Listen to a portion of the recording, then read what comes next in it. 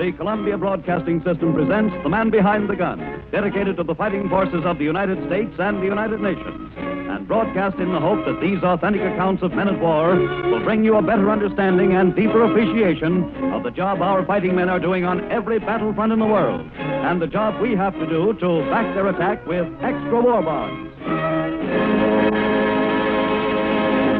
During the past year and a half, The Man Behind the Gun has covered nearly every aspect of the global war which your boys are fighting. But some of these broadcasts seem to be more memorable than others, and we are constantly receiving requests from you to repeat them. One of these is Incident in the Pacific, a story of submarine action which we originally broadcast last March. Many of you since then have asked to hear it again. And so tonight, The Man Behind the Gun is a sailor with dolphins on his sleeve, a submarine man somewhere in the Pacific.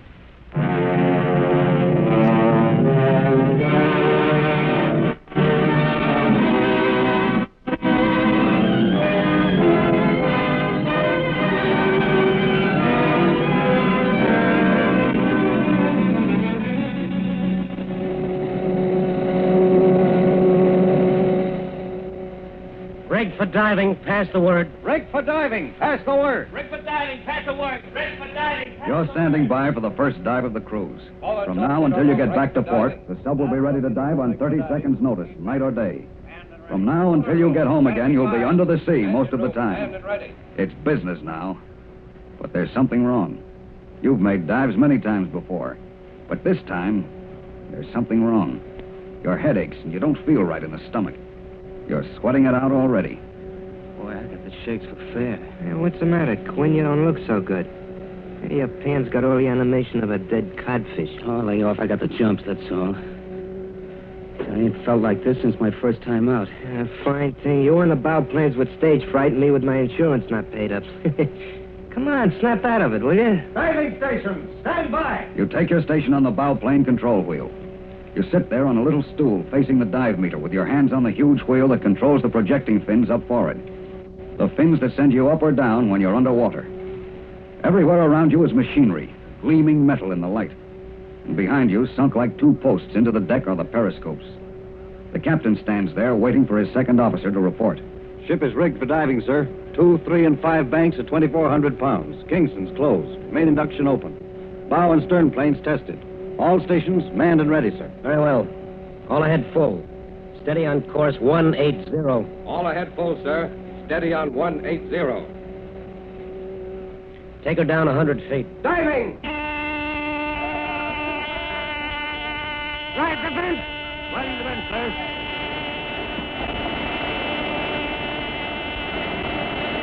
Flood auxiliaries in the see-through manifold to 18,000. Aye, aye, sir. 10,000. 11,000. 12. 13. 14. Transbow buoyancy, hard dive on bow planes. Hard dive, aye, aye. 16. 17. 17,000 auxiliary. Secure flooding.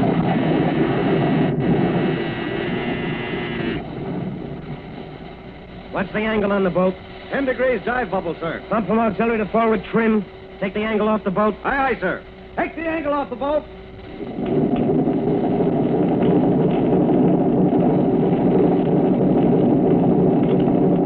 Zero dive bubble, sir. Down 100 feet, sir. Very well. Secure the pumping. Aye, aye, sir. Secure the pumping.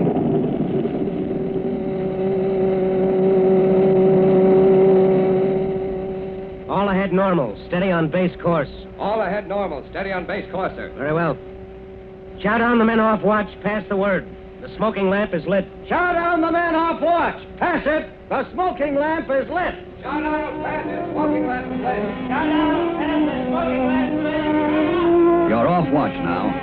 The seaman comes and taps you on the shoulder without saying anything, and you slide off the seat and he takes your place. You can eat now and smoke if you like. But you're sick to your stomach. The idea of food is nauseating to you. You're afraid you're afraid.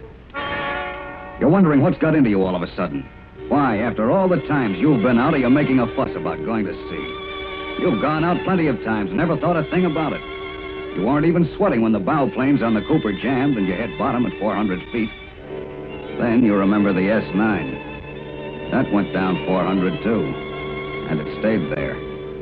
You're still thinking about that when you reach the galley. Hey, Quinn. Hey, Hello, Larry. Hello, Your Jim. hands are shaking as you draw a cup of coffee. You have to hold it with both hands to drink. And Latimer, the pharmacist's mate, keeps staring at you. Why are you staring at me, Doc? My slip showing? You ain't pretty, Quinn. You feel sick? When I do, I'll tell you. That's no way to be. Why don't you let me take a look at you while you're off watch? Leave me alone, I'm all right. There's nothing the matter with me, not a thing. Okay.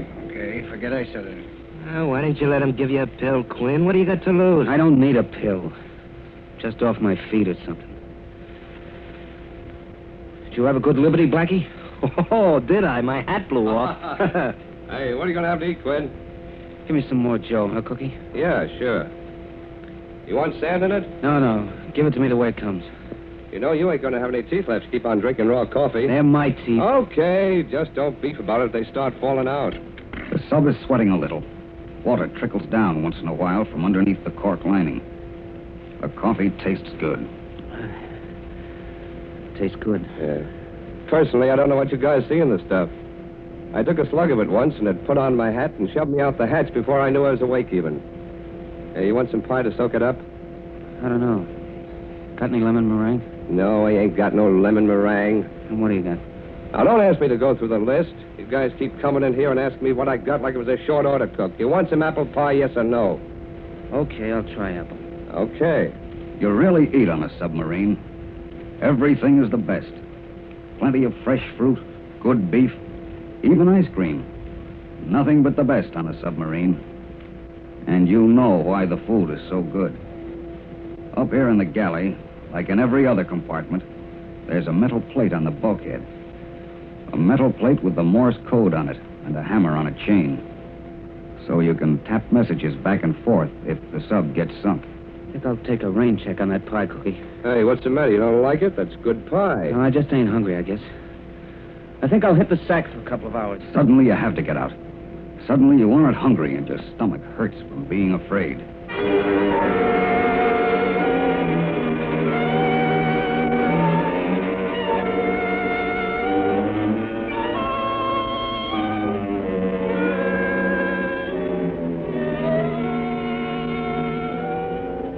The days go by.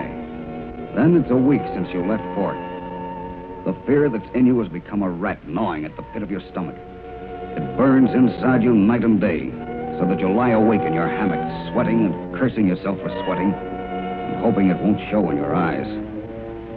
And all the time, the sub is getting closer and closer to the Japanese supply lines, close to the convoy routes that the submarine will patrol, where every ship overhead is an enemy, and where Jap destroyers are always alert, listening for the sounds of a submarine, just as the sub listens for the sound of a convoy. And then one morning it begins. Target, bearing 230. Echo bearing 230. All ahead full. Sharp rise on bow planes. Blow tanks to 18,000.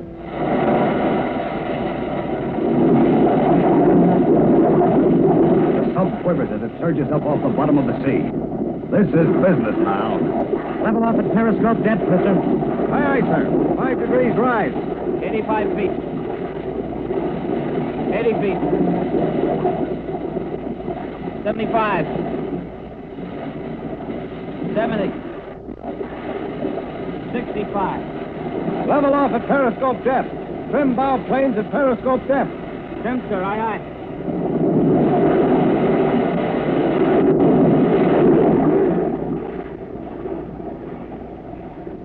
Boat is trim at periscope depth, sir. Very well.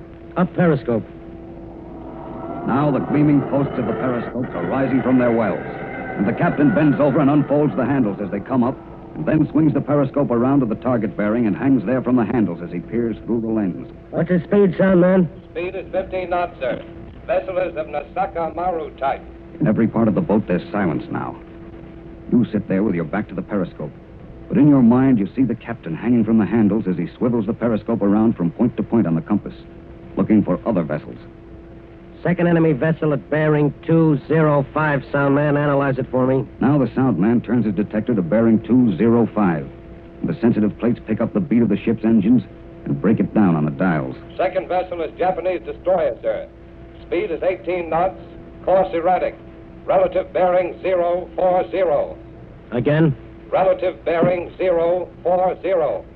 Very well. We'll take the big one first. Make ready on the bow tubes. Ready on the bow tube, sir. Stand by for a fix, Quartermaster. Bearing 025. Mark. Bearing 230. Mark. You're now 25 degrees starboard, sir. Relative bearing 045. Very well. Angle on the bow is 3-5. Range is 1 division low power on the socket type. Range is 2,100 yards, sir. Torpedo setting 12 feet high speed. Order of firing is 1, 3, and 5. Repeat. Setting is 12 feet, high speed. Order of firing is 1, 3, and 5, sir. Very well. Stand by. All ahead slow. Right rudder to 335 degrees. Give me a time check. 1 second, 2 seconds, 3 seconds. The submarine 4 turns seconds, now, and 5 everybody is seconds, quiet. 6 seconds, The 7 moisture seconds, drips down from the 8 plates and seconds, sounds 9 like thunder when it hits 10 your head. seconds, 11, Your stomach aches 12, again, and the sound of the motors is an intolerable whine. 15, And you stand there waiting for orders while the officers time the slow swing of the sub as it turns into firing position. 20, Stand by to fire. Standing by, sir. Steadying up on 335, sir. 27, 28, 29, 30. Fire 1. Number 1 fired electrically. Fire 3. Number 3 fired electrically. Fire 5. Number 5 fired electrically. Out the seconds, Quartermaster. Aye, aye, sir. Coming up on 15 seconds. Should take about 30 seconds for that first one to hit at this range. You'll soon know. 20 seconds. 25 seconds. 30 seconds. 35 seconds. Missed him with number 1. 40 seconds. Got him. Got him with number 3. Down 100 feet.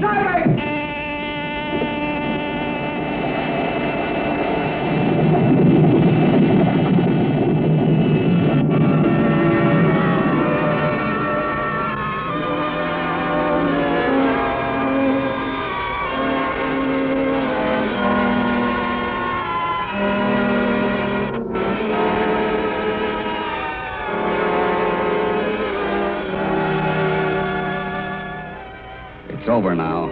You're down 100 feet. And suddenly you're sick. Your mouth is sweating inside and you swallow convulsively. The dials in front of you are playing leapfrog. You shake your head and little black minnows swim back and forth against the whiteness of the dive meter. And there's a bonfire in your stomach. What's the matter with that man? He's fainted, sir. Put somebody on the wheel. Leave him there. We can't bother with him now. That destroyer will be on top of us in a minute. Yes, sir. Look alive. Their voices are dim and far away, and the light is in your eyes. You're tired. More tired than you've ever been in your life. And your body is gone. Only your brain is left. You can't feel anything, only see and hear. And you hear the depth charges.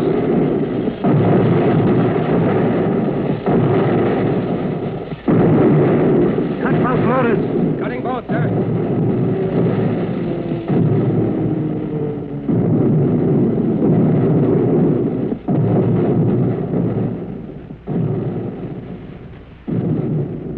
The sub is settling down in the water. Its forward speed is gone, and like an aeroplane, it glides forward and down, away from the destroyer. Start both at 200 feet, Mr. Slocum. Aye, aye, sir. Take a look at Quinn. See what's the matter with him. I'm all right now, sir. You don't look all right. What's the matter with you? I must have fainted, sir. You sure picked a fine time for it. Sorry, sir. Pardon me, sir. He hasn't eaten hardly anything for a week. I think he's sick, sir. 2 of you men take him forward and put him in my bunk.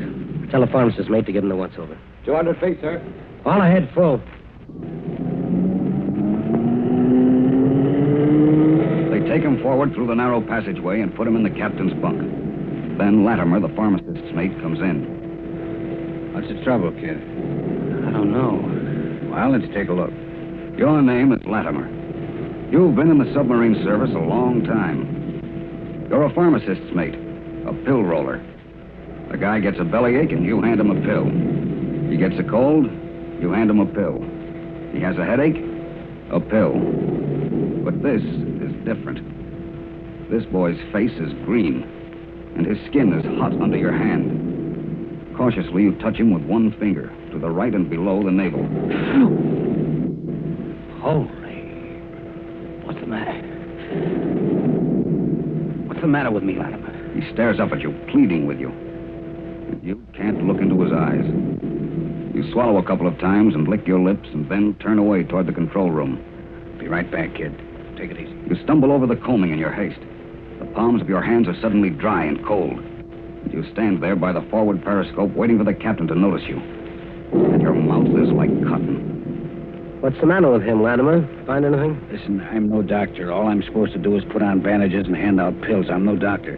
Okay, so what? Well, I don't know. I can't say for sure. That is, I can say for sure, but I don't know what to do about it. It's out of my line. He's got to have an operation right away, or he's a dead duck. An operation? For what? What's he got? Appendicitis, I'll swear to it. Appendicitis? Appendicitis? 2,000 miles from a doctor with a Jap destroyer running up and down overhead like a kid on a scooter dropping marbles, and he has to go and get appendicitis. Can't you talk him out of it or something? He's got to have an operation. Well, don't look at me. What are we going to do? Wait a minute. Be quiet and let me think this out. Stan. Yes, sir? Take over control. Take us down to the bottom. I'm going forward. Come on. You tag along behind the captain through the passageway. Suddenly he stops and turns. Listen, Latimer. Tell me now, can you do the operation? I don't know, sir. I never tried. I don't care whether you've tried or not. Can you do it? Do you know how? I saw an appendectomy once. I think I remember most of it. I can't guarantee anything. Only this. He might live if I operate. He won't live if I don't. Okay, that's good enough for me. Come on. You go forward again until you reach the captain's quarters. Quinn is still lying there where you left him, looking up at nothing and counting the depth charges from the Jap destroyer. How are you feeling, Quinn? Kind of funny. Sorry, I get it. Listen, Quinn, this isn't going to be easy. You know what you've got? No. Appendicitis. His eyes light up and he grins suddenly. You wonder why. How can you know that he feels better hearing that than he's felt in a week? That's okay. Appendicitis is okay. He thought it was fear that was eating at his stomach. Fear. Didn't you hear me? I said you've got appendicitis. Is that all? What more do you want? Tell him, Latimer, for God's sake, tell him. Listen, Quinn. I'm only a pharmacist's mate. Operations are out of my line. I saw one once, and that's all I know about it. I'm telling you straight because you need an operation, and you need it bad. You'll be dead in 3 or 4 days if you don't have it right away. Well, that's straight enough, all right. Yeah. That's how it is. Well, is there a doctor in the submarine? You're okay, kid. But what's it going to be? Do I operate or don't I? You say. Get out the knife, Doc. You know what you're doing now. You know I can't guarantee anything, not anything. I know, all right. Listen, Wheeler, I gotta hand it to you. You got plenty of what it takes. All I have to do is say okay, but you gotta do the cutting. I wouldn't have the nerve. So, as far as I'm concerned, you're all right. You're all right yourself, kid. You ready now? Yeah, sure. Let's get started. Boy, those guys are really trying. That makes 22 ash cans they dropped so far. Makes a guy nervous, don't it?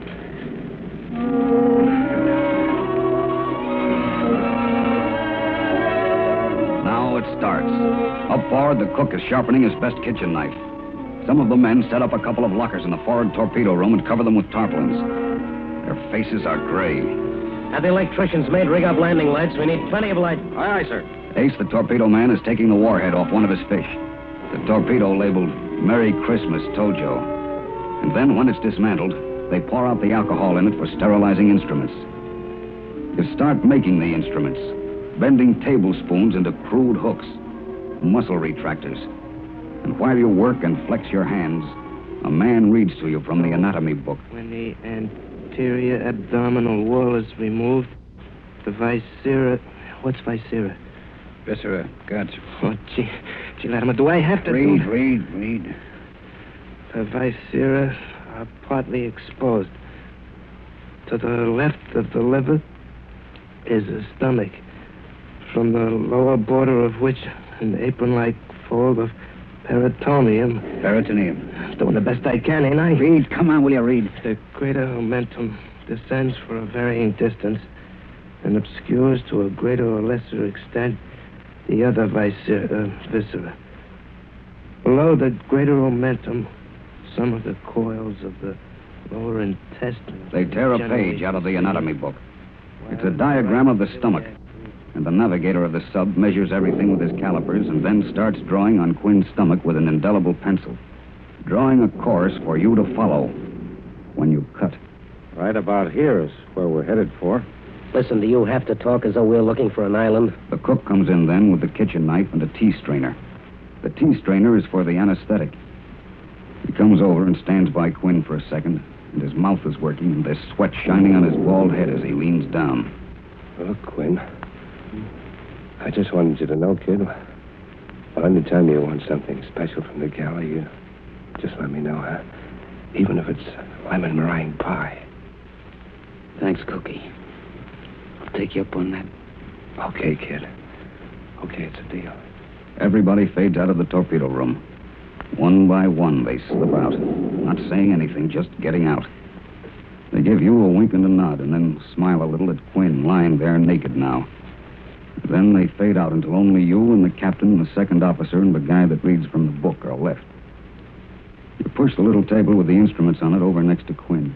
And then you stand in front of it so he won't see the butcher knife and the bent tablespoons. And then you lean over toward him. Well, kid. Let's go. Let's get started, huh? Now listen, Latimer. Everything's okay, see? Anything that happens is okay with me. Know what I mean? Thanks, kid. I appreciate it. Okay, read. The vermiform process, or appendix, is a long, narrow, worm-shaped tube which starts from what was originally the apex of the caisson, or whatever that is, and may occupy one of several positions. A, it may lie behind the caisson in the lower part of the ascending colon. B, it may hang down over the brim of the pelvis. C, And then you start.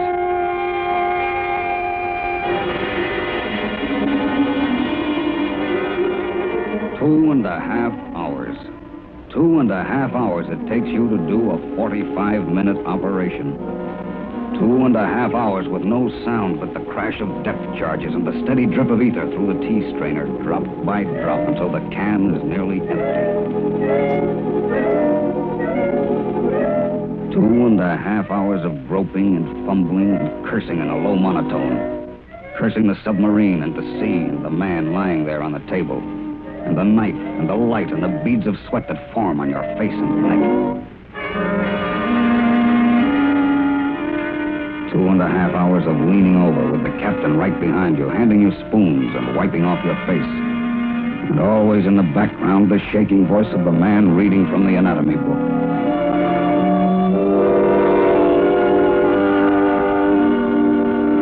All the time, the submarine lying there on the bottom with the lights flickering gently from the concussion of the distant depth charges, and moisture dripping down from the plates between heavy layers of cork lining, dripping down from the plates and splashing on the deck like drops of rain.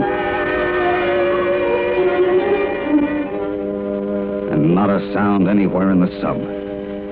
Just men sitting very quietly, some of them praying and kissing their Christopher medals, and watching and waiting for 2.5 hours.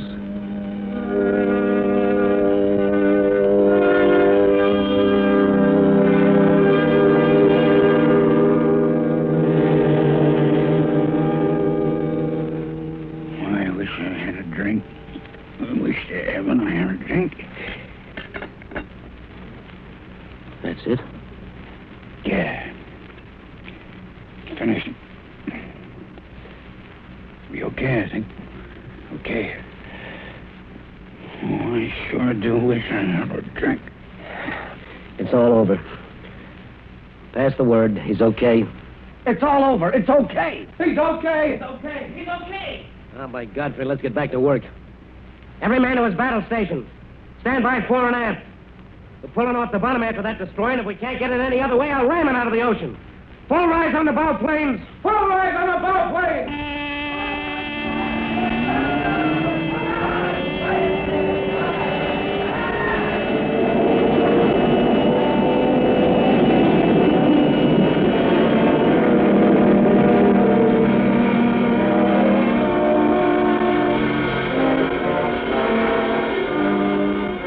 They got the destroyer. They got a number of transports to go with it. And Dean was okay. 13 days later, he was up and around, bumming lemon meringue pie from the cook, aboard a United States submarine somewhere in the Pacific.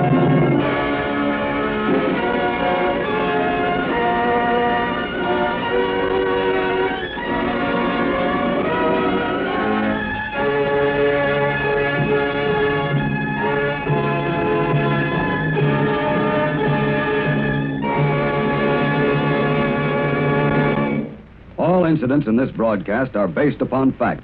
The names used, however, are wholly fictitious, and any similarity to those of actual individuals in the armed forces is coincidental.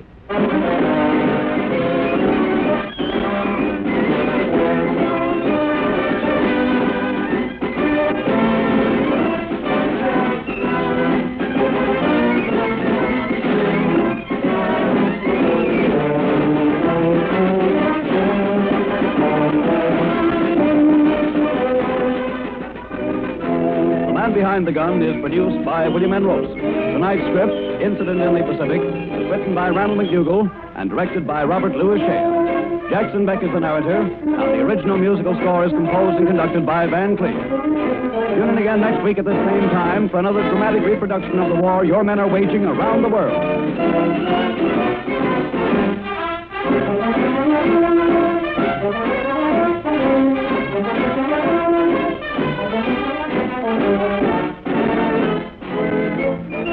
Approximately 130 million of us Americans who will not be asked to get up tomorrow morning before dawn and go hunting Jap ships in the middle of the Pacific Ocean.